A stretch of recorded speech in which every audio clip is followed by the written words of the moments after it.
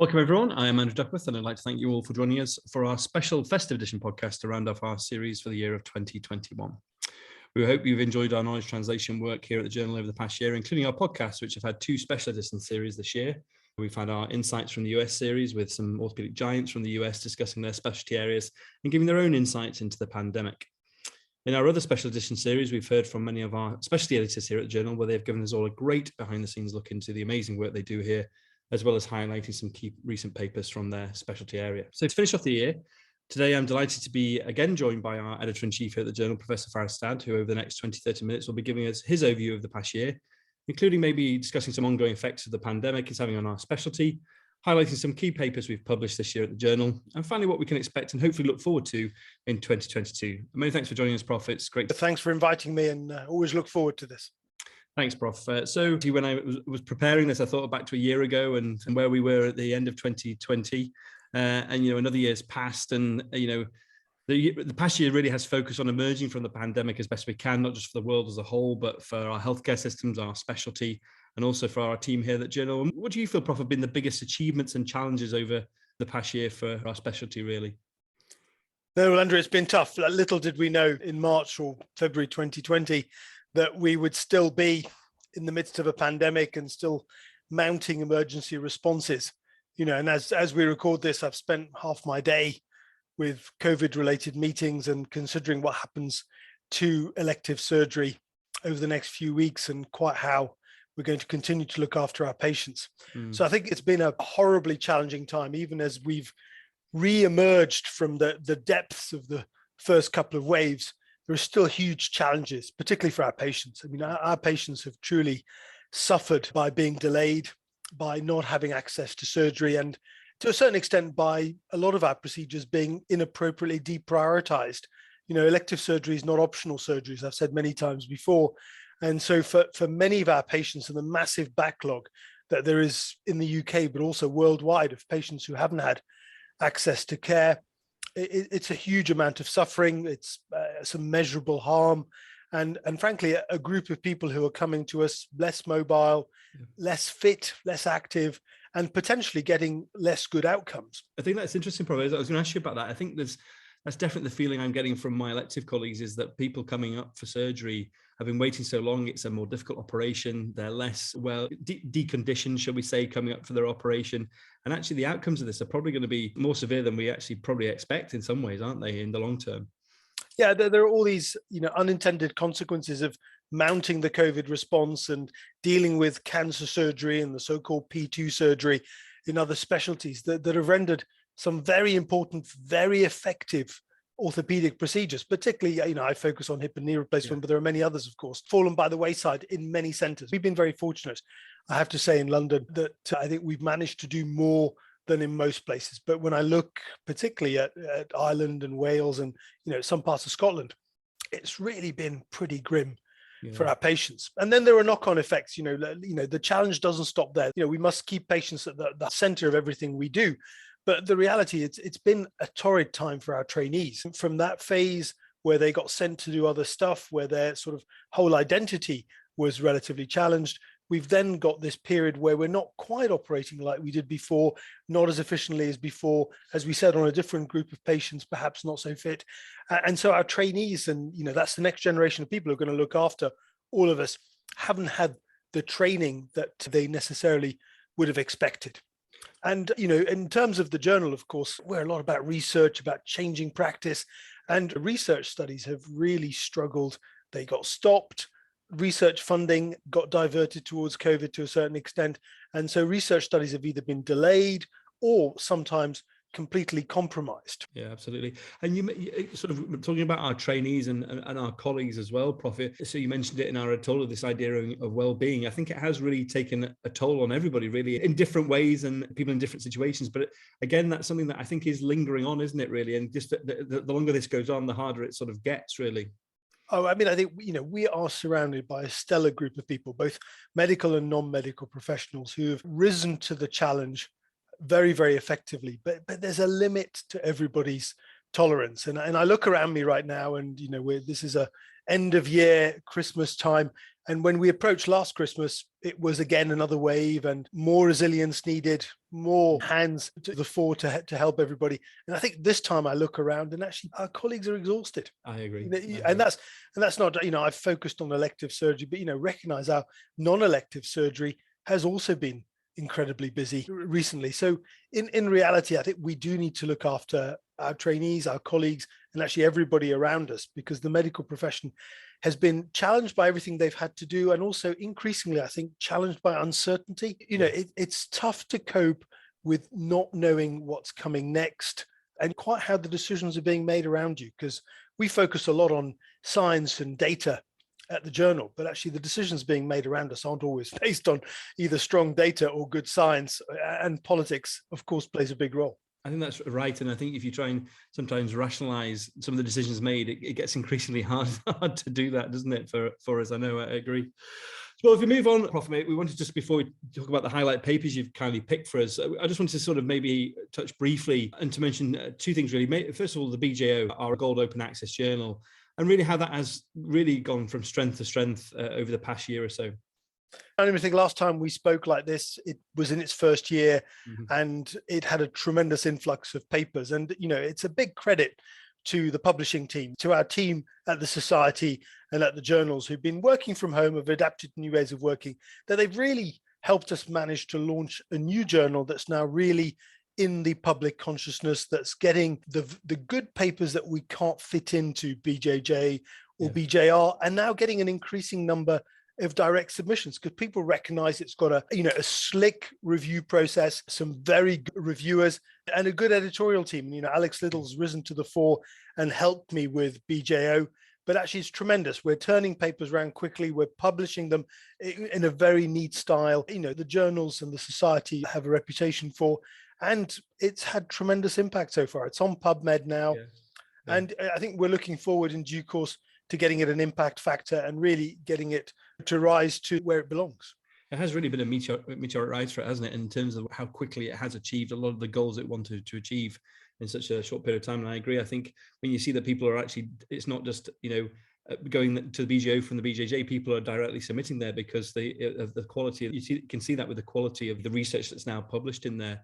And sort of related to that, Prof, I also wanted to just take a minute to discuss two amazing new digital products that have been launched by the BJ Publishing recently, and that's OrthoMedia and OrthoSearch, which I know our colleague Emma Vodden has had a huge amount of inputs into, and they're two really exciting platforms, aren't they?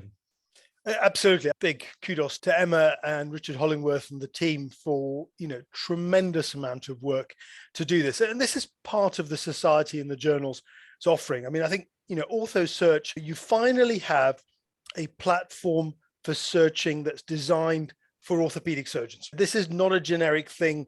It is designed to help you find the orthopedic material you need. And it's not all about getting you to the journal or the BJJ Society. It's all about getting you to find the best material in orthopedics. It's genuinely neutral from that perspective, but it will help all researchers. It'll help people who are trying to improve their orthopedic education from that point of view.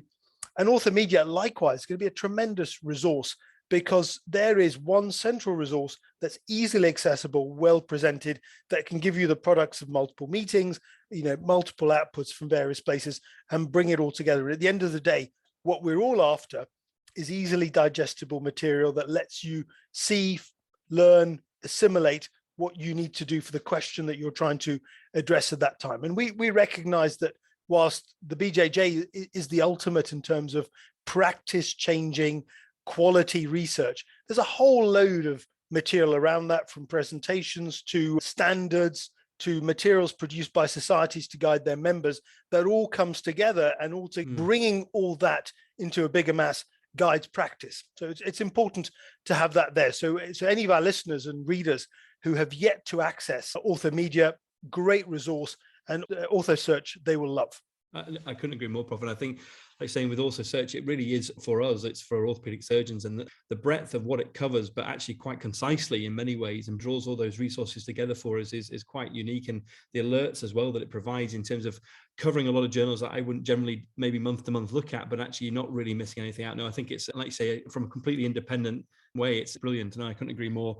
But sort of talking about, the high quality research from the BJJ, I think if we move on to the 4 papers you've picked for us, I think it really does highlight the quality of what's being published in the journal these days. And the first you've picked for us is from the European Bone and Joint Infection Society, and is a practical guide for clinicians providing a definition for periprosthetic joint infection. It really does present a sort of novel 3-level approach to diagnosis based on the most robust evidence available, and which will really be useful to clinicians in daily practice. I think this is critical. And this isn't the typical sort of paper you find in BJJ, but this is going to be a seminal paper. Yeah. And we all recognize it's a tricky problem defining infection. I've written a couple of editorials about it. First of all, 2012, and again in late 2018, early 2019, again, profiling how complex this issue is, and how, quite frankly, having got something we could all work with in 2013, it all went a little bit horribly wrong in 2018. And this is the infection world recalibrating and coming out with something that the clinician out there can actually understand and use, looking at infection as unlikely, likely, or confirmed, because that's the level we're at right now. Let's not get lost with conflicted tests and, the madness of using D-dimer as the main focus of infection and undermining the role of culture. I think we're in a better place now with this. And I think we've got to bear in mind, for reporting, we cannot keep changing this definition. So, we had the 2013 definition. Now I think we've got this excellent paper, the beautiful infographic that goes with it, that I think everybody should look at.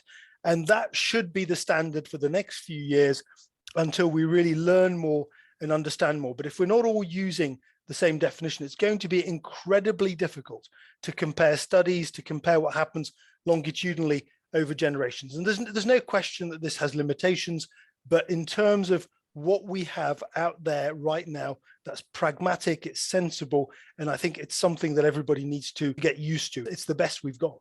No, I couldn't agree more, Prof. And I think, like you say, not only for helping you day-to-day clinically, and actually that is reality, isn't it? The way that they define those 3 categories is what we see day to day. That's real. That's what we're all dealing with.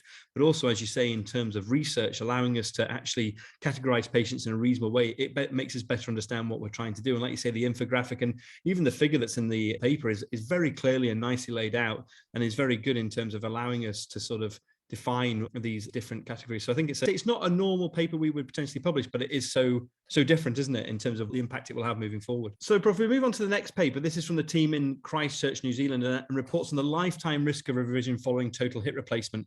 And this paper provides a nice approach using data from the New Zealand Joint Registry as it considers lifetime risk of revision as the primary outcome, rather than just survival rates, a sort of a set time point, which is probably what we're more used to. And an interesting study, and again, an example of the breadth of type of papers we publish as well, with a big registry story like this, but having a really important message. Absolutely. And I deliberately picked this, and those who've seen my criticisms of some of the use of registry papers over the years will perhaps be surprised, but this is a great use of registry data. And as I've mentioned already, we need to put patients at the center of what we're doing.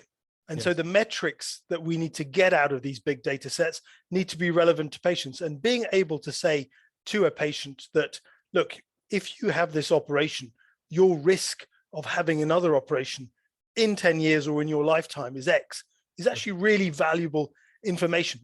Right now, a lot of patients still believe if they have a joint replacement, they need to come back for another one in 10 years. We all recognize, and this paper confirms, that the younger you are, the higher your risk of needing another operation within 10 years. But actually, it's a real credit to the orthopedic community that even if you're 50 years old, your risk of a revision in your lifetime is still under 30%, 27% or so, which is remarkable, actually. That means when we're doing a hip replacement on a 50-year-old, we're not guaranteeing that patient another operation. Now, there are nuances within that, the fitness of the patient, the type of implants that are used. Let's not get lost from the fact that the detail really matters, including who does the operation and how they do it. But those are important metrics. And I think the group in New Zealand have done this nicely for hips. They've also now done it for knees. It's not the first time it's been done. The Oxford group have linked in the UK, the NJR with HES data. But I think this is a nice long follow-up of a very good registry. And the New Zealand team should be really congratulated for that. No, absolutely, Prof. And I think, like you say, it does provide really useful but understandable information from not only us, but for our patients as well. And that was one of the key findings that you've highlighted there that I read. Lifetime risk of revision surgery was 27.6% in those aged 46 to 50. That's a really useful bit of information. And certainly probably not maybe 5-10 years ago, what we would often say to patients, well, if you have a joint replacement, then you're more than likely going to need another revision surgery. But that gives you something really tangible and interesting to tell them, doesn't it? No, I couldn't agree more. And it's worse if you're a man. So yes. bear that in mind. Of course, always. So, Prof, we move on to the next paper. And again, another example of the quality of the research that the journal's producing. And this is the paper from our colleagues in Glasgow, and reports the 5-year outcomes of their RCT comparing assisted versus conventional medial uni knee replacement. And it does really seem to be, to my reading anyway, at the moment, the only prospective randomized midterm level data in this area that we've got, in sort of growing. And it's great to see mid to long-term data in RCTs like this. No, and this is great. As you know, we've pushed hard for good research methodology. We've pushed hard to move trauma and orthopedics towards level 1 studies and level 1 data. And this is pretty visionary stuff from Matthew Banger and Mark Blythe to actually get this going when they did and compare what was then really a very novel technique. In fact, they only had access to this technique for research. They didn't have access to it clinically, and to compare it with the standard. And they've published along the way, of course, and shown their differences in gait and in function in the high active individuals. But actually to go out to 5 years and show a lower reoperation rate with the use of the robotic arm is impressive. I mean, there are lots of really interesting things about this, but I think as an example of level 1 data in orthopedics, it's really good.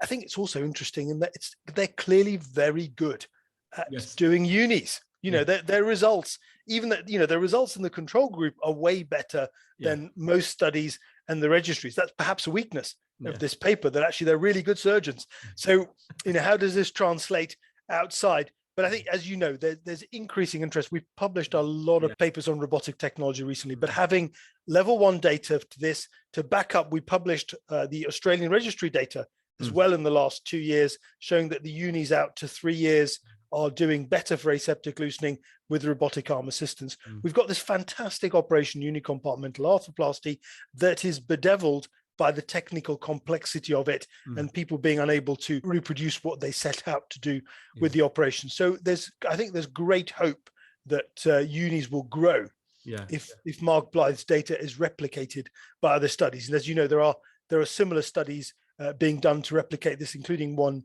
in our center. And there's also now some good cohort studies that are going out beyond that. So I think really positive to see a randomized study out to 5 years in the journal. I know, I couldn't agree more, Prof. And before we move on to the final RCT, do you think that's where maybe robotic surgery is going to have its advantage? If this data is reproducible, which I'm sure it will be across other centers, is that where the sort of value for money, shall we say, might come in with robotic surgery if we do have this lower reintervention rate? Do you think that that's where it may hang its hat? Yeah, so I think we've got to be careful with robotic surgery as a whole in that this refers to one particular device and one particular product, and we must never lump them all together. But with this particular robotic arm technology, we've seen great results from many centers now, and this is great out to 5 years with the uni. I think we'll see more and more. The real big question is going to be generalizability. So in the hands of the interested, this seems to work very well, seems to enhance the ability to hit a target and deliver a result and deliver an outcome. If the registries prove that it's generalizable, that's where the cost effectiveness will come. Because although there is an extra outlay at the beginning, there are disposables. If you're reducing revision rates and improving function, that's going to be a big win at a population level. And we've got a great group of surgeons in this study. If we take a group of surgeons doing lower volumes, perhaps generally not able to get the implants where they want quite so well, give them a technology which removes that variability, I suspect that'll make a big difference. Big difference, yeah, absolutely. And finally, Prof, so moving on to the final paper, which is the excellent RCT from the team in Oslo in Norway that compared non-operative management to fixation with volar plates for patients 65 years and older with a displaced distal radius fracture. And great to see. Important question. I know there's been literature in this area before, but a really high quality RCT and sort of highlighting the importance of looking at normative treatment in all these geriatric patients who sustain these type of fractures. No, I really enjoyed this study. It's a great group, and it's an example of the change in trauma surgery over the last decade and a half, in that we've really taken some of these tricky questions and run randomized studies, be it in Scandinavia, be it in the Netherlands, be it in the UK. It's become the way forward. And this belief that orthopedics and trauma surgeons couldn't do this, I think, has been truly dispelled. Now, these guys have done a great job. And actually, they've really shown that in this older population, fixation, fun though it may be for surgeons, doesn't have a significant, it doesn't really make that much of a difference at 1 year. In fact, the outcome of non-operative management is non-inferior, which I think is a really important message. There's a flip side to this, which I think really interesting that we mustn't lose sight of, is that there may be an advantage early on to fixation. And that's where the rub comes with younger patients and those at work and so on, where that difference may come in. So I think you've got to always look at the bigger detail, but really important to do these studies. And, we've got a very expensive healthcare system to deal with. And in these over 65s, we should follow the advice of this study. Yeah, I totally agree. And I think it's important that we are asking these questions, and not just for distal radius fractures, but for other fractures as well. No, I couldn't agree more, Prof. So just conscious of time, Prof, just be finishing up. I thought we'd just maybe consider the future, and what do you feel are the positives we can take forward? I mean, the past couple of weeks have been tough and a bit negative all around in the UK, unfortunately, and across Europe and the world. But as we head into the next year, what do you think the future holds, and maybe what are our challenges moving forward? Well, I mean, I think, the reality is we've learned a lot from the pandemic. And although it's still continuing to challenge us, we've learned how to do more remote consultations. We've learned how to transfer imaging more easily. We've learned to follow up our patients in different ways. So I think clinical care will be enhanced by some of these things that will stay with us. I think we will be able to show through the pandemic that we need more standalone hospitals for elective orthopedic surgery, for example, and that we need to prioritize orthopedic care. So I think we've got to be mindful that all those things. But actually, I think, we're in a good place. As a profession, we've got a resilient group of people. We must continue to look after each other, look after our trainees. We must continue to do good research, and we must continue to educate well and to deliver good training. And I have to say, we at the Journal are trying to support all those facets. We're keen to encourage good research, good training, good education, and to enhance everything about the orthopedic and trauma community. So I'd still be positive. I think we will get through this rough period worldwide, no matter what stage you are in the country where you're listening. We will soon be all together again. We'll be able to travel more often and interface in the way we would wish. And I think we will continue to do the good things we do in terms of research, and we continue to produce good publications, and we'll continue to educate. Yeah, I couldn't agree more, Prof. It's a really nice positive to really finish on there. So I think that's all we have time for. But thank you so much for your, a great overview of what has been, again, a difficult and challenging year for everyone. And it's always really informative and always great to talk to you. So thanks for joining us, Prof. Thank you. And thanks for doing a great job again this year. Thanks, Prof. And finally, as ever, we'd like to wish all of our listeners and the wider community a very happy festive period and all the very best for 2022. We at the Journal, thank you so much for your ongoing support. Stay safe and well, everyone, and thanks for listening.